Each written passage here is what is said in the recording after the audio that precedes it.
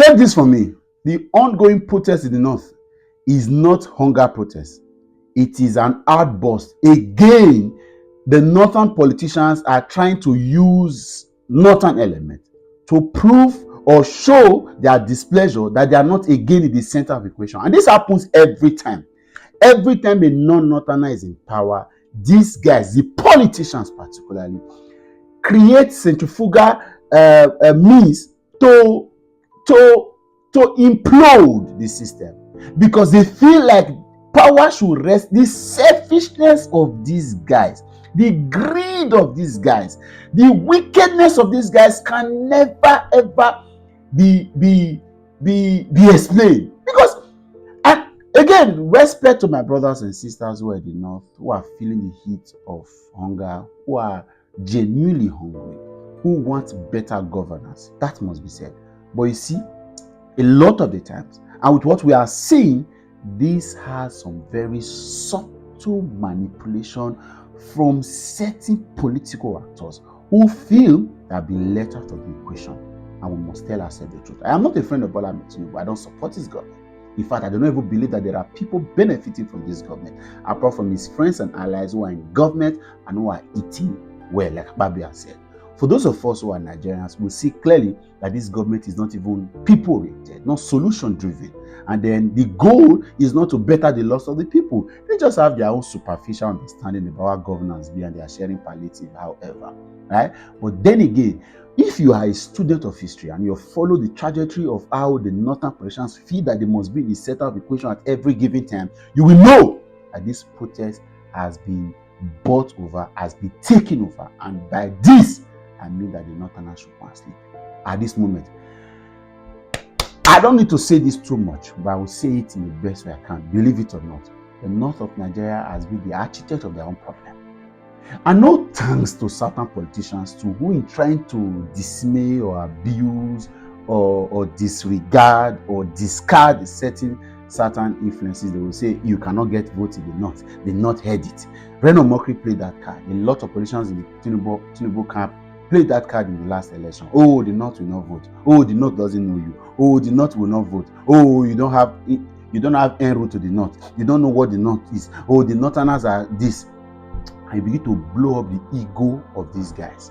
You begin to what Bini called totori. You begin to make them feel like you are massaging the ego. You are giving them so much effort. You begin to feel like the country now rests on their oars. They determines whatever happens in this country, whether it's in electionary or in governance. Everything must rest, must be on their plate. They must look at their own benefit.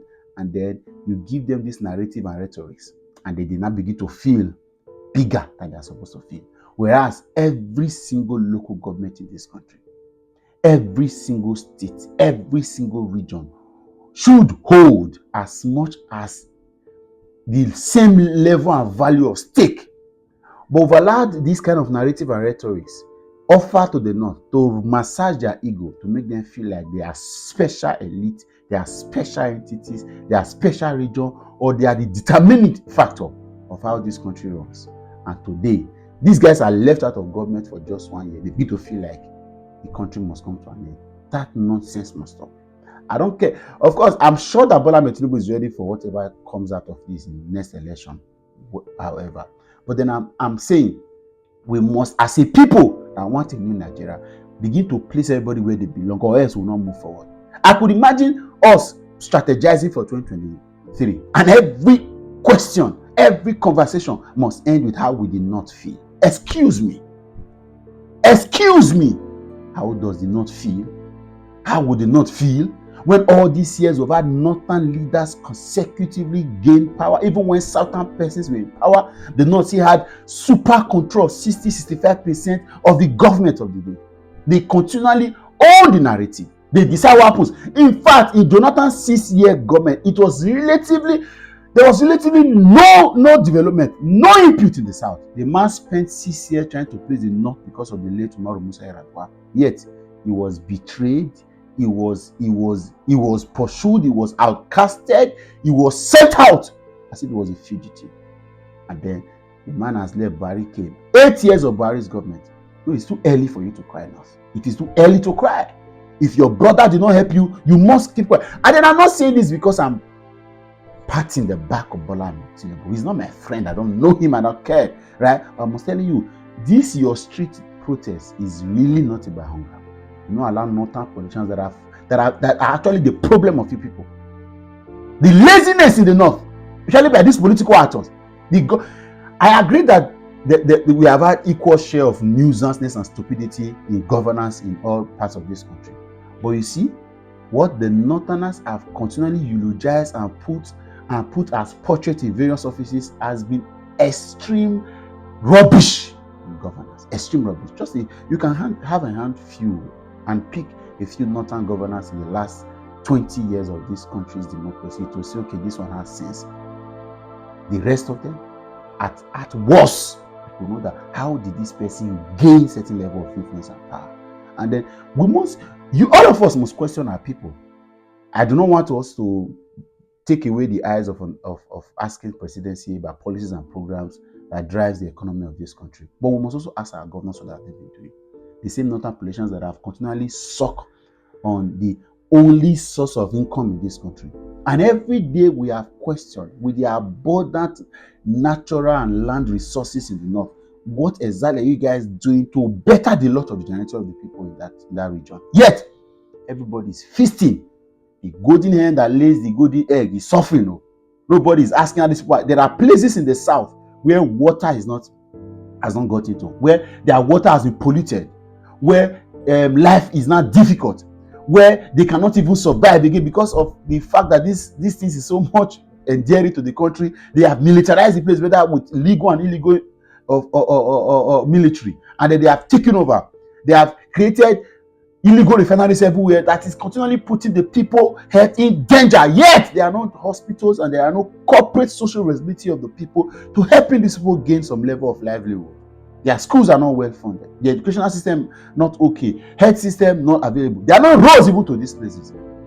Yet, this golden hen that has been feeding the whole country, there are a few places in the north and worst of all is that the people in the north are actually suffering. Yes, but what I'm saying here is that the political actors who feel so selfish and greedy that they want to be in the center of the equation at all times are the ones using this kind of protest to fear their hate. And we must tell them the truth. I have said this several. You may not like it.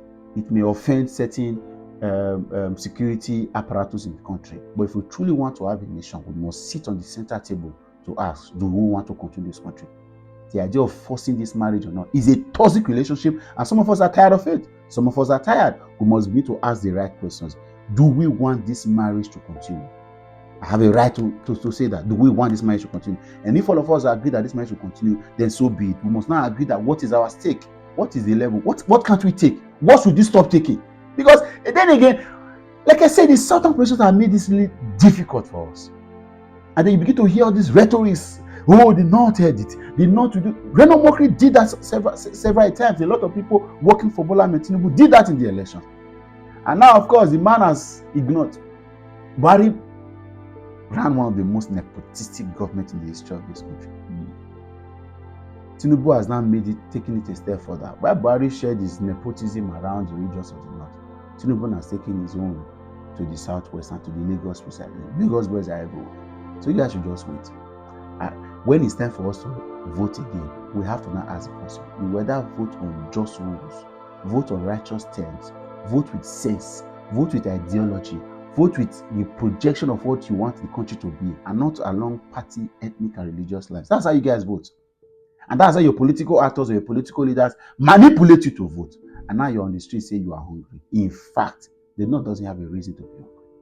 Because if you are with the power that, and I wonder what you guys did to tell Buhari in the last 8 years, indeed that you are hungry. I wonder. The man has retired to his home in Daura, one of the worst, inept, ineffective, inefficient, wicked, and dull leaders this country has ever produced. He had no reason being president.